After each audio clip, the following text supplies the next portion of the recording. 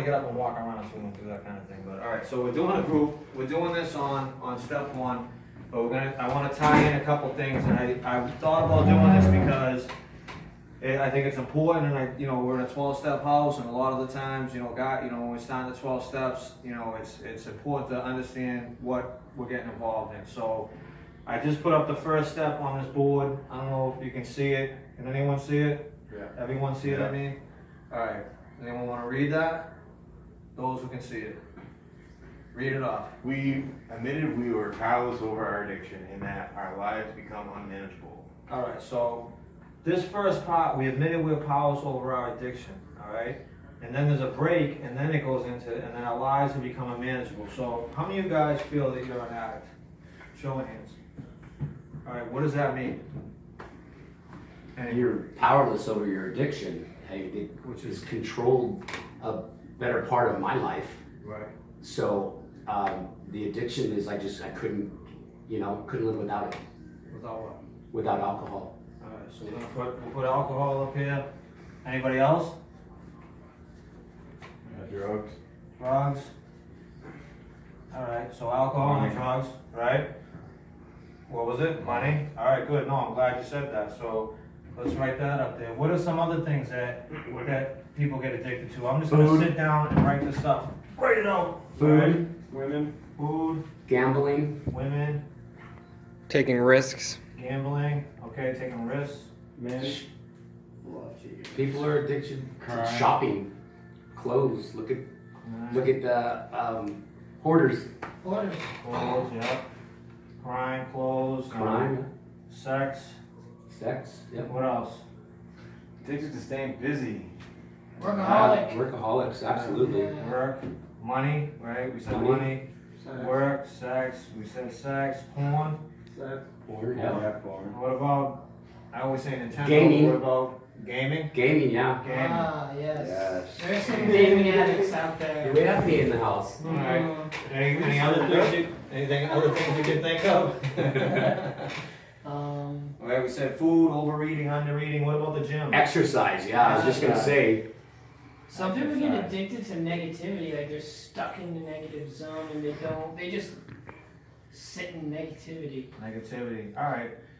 You So know, this, energy drinks a lot lately. You switch Energy over to drinks, caffeine yeah. and energy drinks all the time. energy drinks. Right. Cigarettes. / coffee, cigarettes. Cigarettes. Yeah, well, my cigarettes. We'll say nicotine in general, we'll just abbreviate nicotine, so that's a good amount of stuff right there, right? Mm-hmm. So, just like through drugs, our lives can become unmanageable, the same thing can happen with these things. Anyone have any experience with that? I'm gonna put sneakers up there too, we got Several. clothes, Yeah, sneakers. clothing. Yeah. The cameraman put his hand up for that one. John's a good example. Anybody having like an example of a time where, maybe you stopped using the drugs and stopped, drinking and whatever, but then found yourself Find a crutch. acting on some different stuff and, Sure. and that your life became unmanageable, what happened? Whatever your other substance or your addiction was took over. It replaced your addiction. Right. You still addicted qualities about yourself. Dry drunk, right, so like a dry drunk, right, that kind of thing, so let's talk about like sex or relationships, right? So, how many of you guys have experience of getting clean off of drugs and then picking up women and then sex and all that other stuff? Oh yeah. Alright. Never that. You don't really want the relationship. You want. How have the women. things come unmanageable? First, why don't we do this? Let's identify, what are we talking about when we're talking about unmanageability? You cannot you just don't feel right in your own skin unless you have that crutch. And that you can't do like everyday normal things unless you're on that substance, doing that thing you're addicted to, because it's become part of you so much that it's like a piece of you is missing, and you need to fill that hole with what you were doing, and your body's freaking out because it doesn't know what to do, because it's asking, I need that substance, I need this, why did you stop doing this? And that's what can lead to another relapse, because you just want to get back to that, what you perceive as normal. Even if it's not a drug or an alcohol or something, it's something that you talk about all day, you think about all night until you do it. It's constantly on your mind. It takes away your focus on anything else. Right. A good example, I would say, would be like Comic-Con.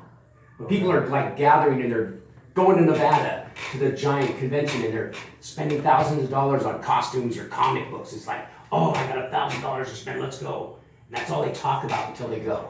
That's their addiction. It's like, okay, it's comic books. And a Yeah, couple- Christmas, yeah. a couple of- sense. A couple of things that you guys are describing, right? So there's the obsessive part of it, right? Obsessive, Where you're yeah. constantly thinking about this thing, whatever it may be, and then the actual behavior of doing it, which is the compulsion. And Right. so for a lot of us, when we start acting compulsively on certain things, we get caught up in them and continuously do them. The tricky part and the thing with the disease of addiction is it doesn't always come at you with like a one-sided thing. So for instance, you might put the drugs down and then say pick up women, but at the same time now you pick up the women but then the money kicks on. Okay, so now you're balancing out. Now you're either obsessing about the women or the money, or even say working. An example of that is like, think about this, you get a new job, right?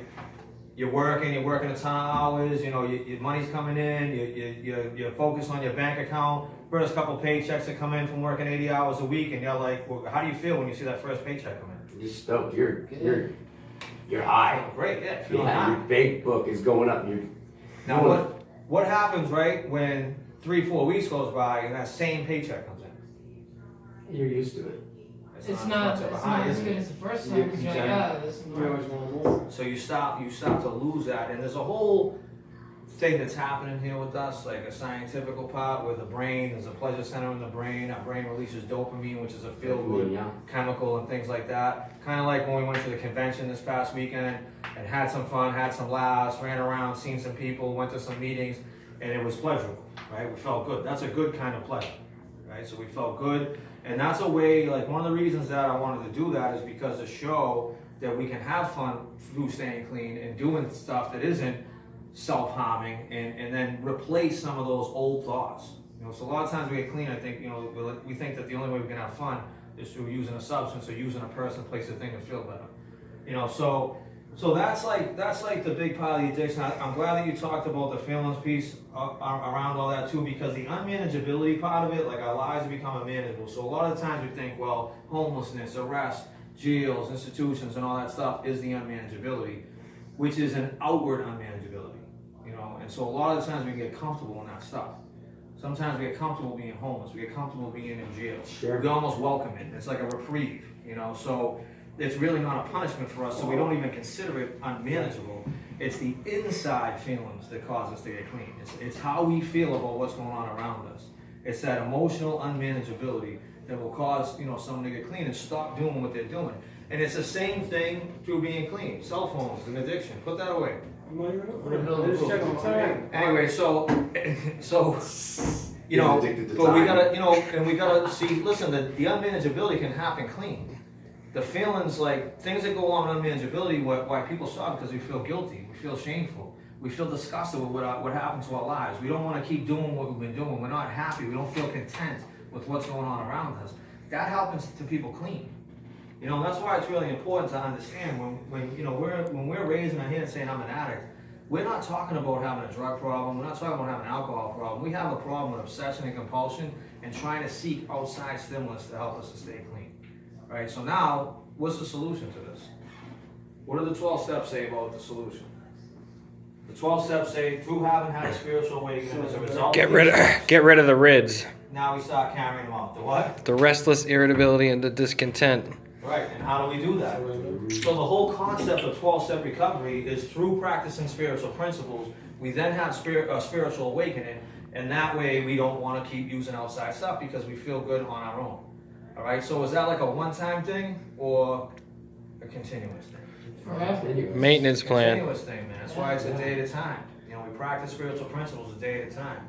And so I just want to list some spiritual principles over here, and then we're going to bring this into a close. So what are some of the principles that we find in the first step? Some spiritual principles, some things that are applicable. That's an action, but yeah, we can write that. Surrendering. Surrendering. Surrender. Accepting. Willingness, acceptance. Open-mindedness. I think those three big principles are key. If you Mhm. can live your life kind of by those three principles and honesty, you have a greater chance. Absolutely. Because if you're honest with other people, you're gonna be more honest with yourself. So let me ask you guys a question. So I've been working in the addiction field for 13 years. I've gone to school, I've gone to college, so the big move is like cognitive behavioral therapy, motivational interviewing techniques, things like that. And so a lot of the times the things that they bring into those forms of therapy are extracted from 12-step things. They're just organized and the verbiage has been changed, all right? So if you go to see somebody who's practicing cognitive behavioral therapy, they might not say, hey, are you practicing spiritual principles? But they will challenge you on how you're thinking and what's going on with you and ask you, are you being honest in your fears? If, another common thing that you hear is like, change the behavior, change the thought, and they talk about that in meetings. Bring the body, the mind will follow, those kinds of things. So we'll use these spiritual principles as an example. And again, the spiritual principles is like a title. How many of you guys have been arrested or in jail? All right, and have any of you been incarcerated and you first come in and you're kind of stressed out and you're like, oh man, if I wasn't here, 5 minutes earlier, I would have been okay. And, what am I going to do? And I'm so sick or whatever else is going on, I'm kicking alcohol, whatever it is. And then after a certain amount of time, you're like, you know what? This is it, I'm here. Let me just strap in. Let me get let me get my Walkman, let me get my whist partner, let me get my handball game organized, let me get my gym, my gym stuff together, and that's it, man, I'm here, right? You accept it and you get a program going. Exactly. Right. Acceptance. Yeah. And once you find that acceptance, right? Once you practice that acceptance, accept the things you cannot change, what happens to the rest of that sentence? It just goes. It just goes. It's like you have freedom while you're incarcerated. And it's a form of an awakening because you're not bogging yourself down. And the same thing goes for people, places, and things. When I accept the fact that I can't use a woman to make me feel better, it's just, it's going to happen temporarily. There's going to be instant gratification, but now what's happening after that? You know what I mean? When she's no longer what I wanted her to be. You know what I mean? And now it's time to change her, like I'll change the sneakers. You know what I mean? And it's on to the next one.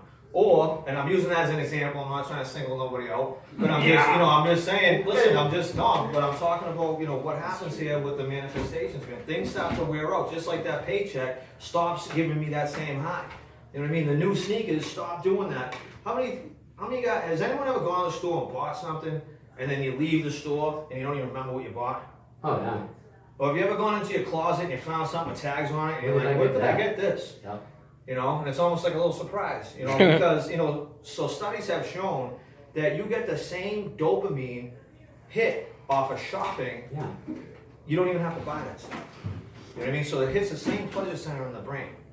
And we look at, say, honesty, right? When I practice the principle of honesty, if I'm in a situation where I can tell a lie, and think about it, when you live in dishonesty, you gotta hide it, you gotta cover it, you gotta think. It takes more energy, and it just spiritually keeps you crippled. You know what I mean? But if you're just honest, you're like, listen, this is what it is.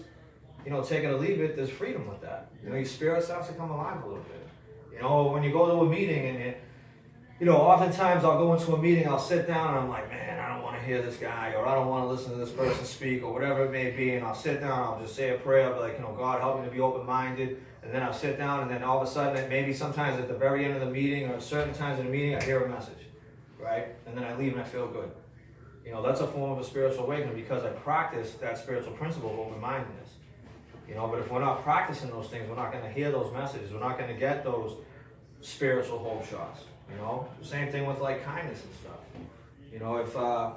If Hey, somebody's like walking around back there. someone's walking around the house, to kind of wrap this all up and package it up.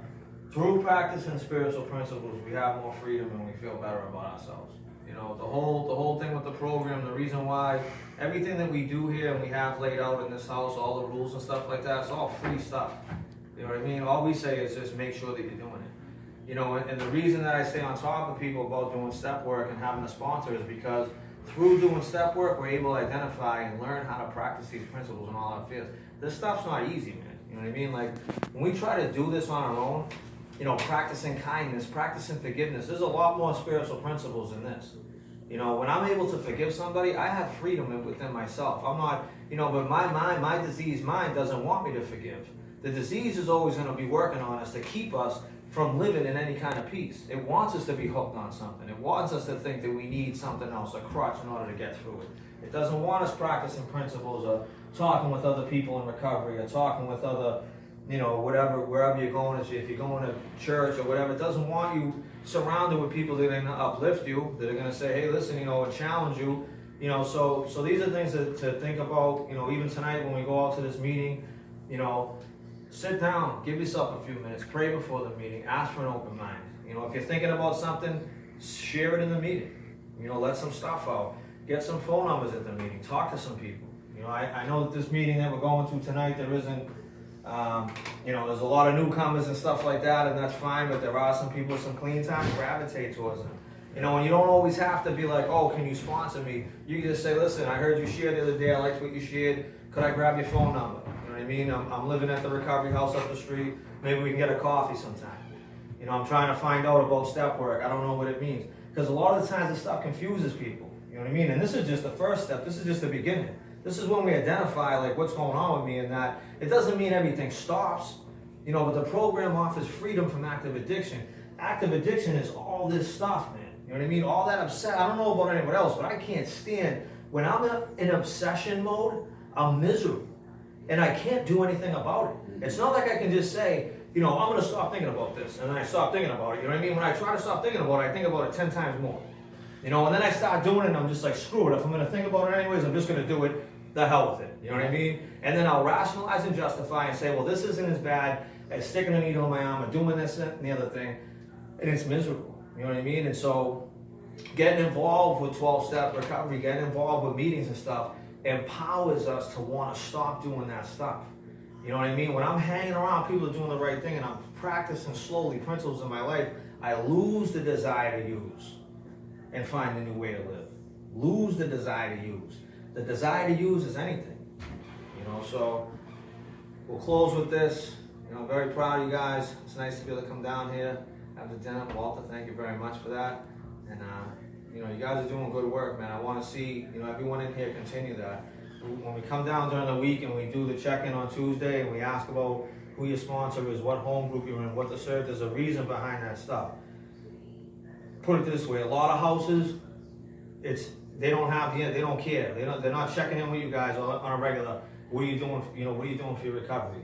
You know, they're just worried about other stuff. And there are houses that do care, and that's what we try to model this after. You know what I mean? So it's, believe me, I don't like to be a nag and being up people's ass and stuff. You know what I mean? I'd rather just say, okay, just do your thing, man. See you later. But we don't know what to do when we're first getting clean. I know I didn't. I needed someone to be like, what are you doing, kid? You know what I mean? Like, what are you working on? Well, I was just gonna say too, because we've learned so long to live just to survive, and it keeps us accountable for our actions in a way, always, you know. It just keeps us like right there. You know. For me, anyways, it does. Absolutely. Just like, you know, some days I'll forget. It's normal, you know, human beings, you forget sometimes, but you know, the next day try to do something about it. You know, just give yourself that opportunity, because this is a learning and drive, like my counselor said, this is a learning and growing experience, and you gotta take things in. You gotta use like things you may think is dumb and stupid.